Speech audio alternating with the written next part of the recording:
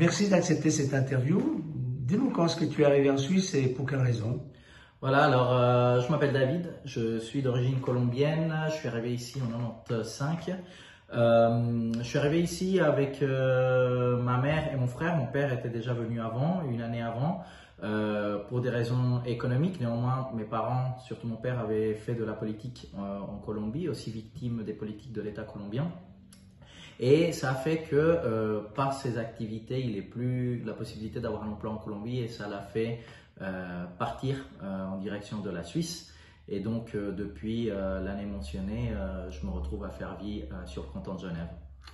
Et depuis que tu es arrivé, quelles sont les majeures difficultés que tu as rencontrées et comment est-ce que tu les as dépassées? Moi je dois dire que mon enfance, et je le dis souvent, s'est terminée lorsque je suis pratiquement arrivé en Suisse parce que quand je suis arrivé, il y avait une politique très drastique contre les sans-papiers.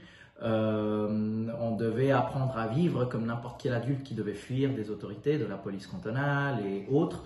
Et ça a fait qu'on ait une adaptation très difficile. En plus de la langue qui était assez complexe parce que je ne parlais que l'espagnol. Là, je me souviens que la première fois que je suis allé à l'école, pendant une semaine, c'était vomissement, etc. parce que j'étais assez angoissé. Mais peu à peu, j'ai appris à m'adapter dans deux versants, c'est-à-dire celui de l'enfance qu'on devait adapter à l'école et l'autre, celui de l'enfant sans papier, j'aime pas trop dire illégal, mais qui n'avait pas un statut régulier en Suisse et qui devait à un moment donné, X ou Y, passer par divers avatars pour pouvoir survivre à Genève. Mais en tant qu'enfant, c'était plus facile que pour les adultes.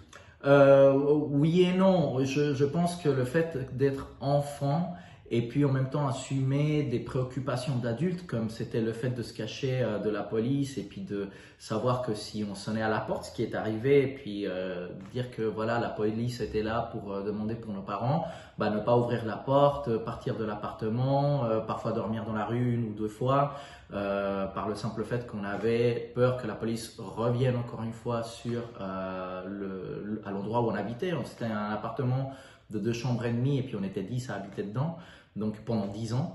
C'est vrai que c'était assez compliqué, donc c'est encore à voir, ouais. Mais je pense qu'en tant qu'enfant, c'est pas très facile.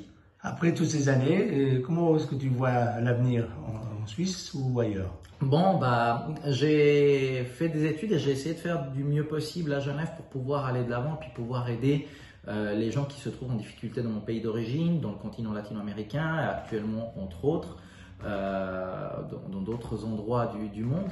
On essaie de voir par le biais de ce qu'on a fait, par l'expérience qu'on a eue et par ce qu'on a vécu, d'aider les autres, de pouvoir aussi aller de l'avant. Parfois c'est pas facile parce que c'est vrai qu'on vit une période et une époque qui est très compliquée au niveau économique, social, politique, et on essaie avec tout ce qu'on a fait et tout ce qu'on a, de pouvoir faciliter les choses pour des gens qui, comme moi, sont arrivés sans papier, pour des gens qui, menacés par les crimes d'État, fuient leur pays et puis essaient d'avoir une nouvelle vie ici en Suisse sans se déraciner de leur origine et puis de leur cause.